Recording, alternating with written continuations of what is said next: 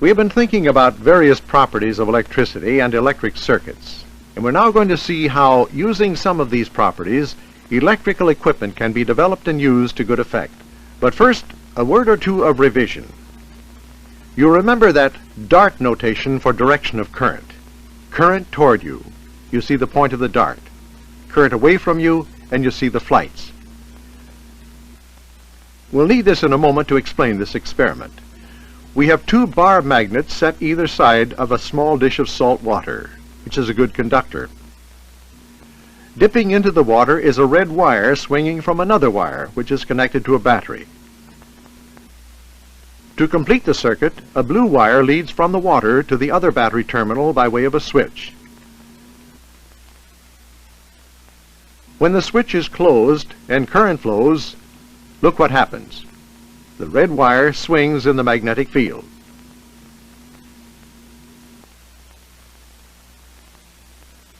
Now let's reverse the magnets to reverse the magnetic field.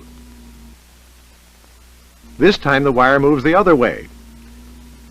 We have just seen one of the most fundamental and useful effects in the whole study of electricity.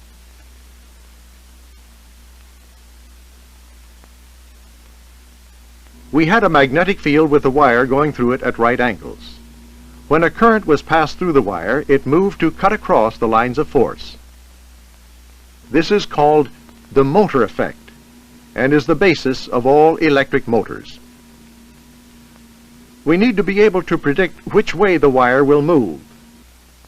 And there is a right-hand rule which tells us. You hold your right hand like this, with the thumb and first two fingers pointing in different directions at right angles to each other. Then you hold your hand so that the first finger points in the direction of the field.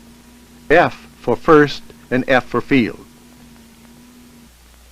You line up your second finger with the direction of the current. There's a C in second, and C is for current. Now the direction in which the thumb points gives you the direction of motion. There's an M in thumb, and M is for motion. Remember, this is the motor effect, and it is a right-hand rule. In the experiment, when the current was flowing up the wire and the field was away from us, the wire moved to the right. On the diagram, the field was from right to left, and the current was toward us. So, which way would the wire move? We'll try it with the right-hand rule. First finger field, second finger current, thumb motion. The wire moved up the screen. And now, using the motor effect, let's see if we can make a simple electric motor. We take a rectangular loop of wire and put it in a magnetic field. If we pass a current around the loop in this direction, the far side will move up and the nearest side down. If at the moment when the loop is vertical in the magnetic field, we could reverse the direction of the current, the force that had been pulling the top wire up would change to one pulling it down, and the loop would go on moving. This change of direction of the current can be brought about by means of a ring, split into two halves and connected to the loop, and carbon blocks called brushes, carrying the current to and from the half rings. Now, in this position, the negative brush is in contact with the near side wire, and it is moving up. What when the loop rotates to this position and wants the upper wire to start moving down, the connections change over, and the current in the loop changes direction, keeping the rotation going. Here it is in practice, a DC motor comprising a single loop of wire revolving in a magnetic field. The loop of wire is called the armature, and the arrangement of split rings and brushes is called the commutator.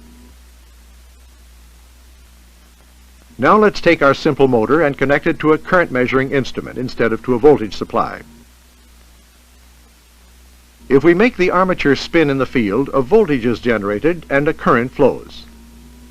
What was an electric motor has become a generator of electricity.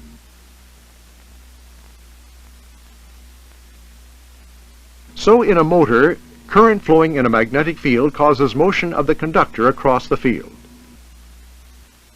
In a generator, motion across the field causes current to flow in the conductor. And just as we had a right-hand rule for motors, we have a left-hand rule for generators. As before, the first finger points in the direction of the field. The thumb points in the direction of the motion. And the second finger will point in the direction of the current. Try it in this case, where the far side of the loop is moving upwards. First finger, field, thumb, motion, second finger, direction of current. This way.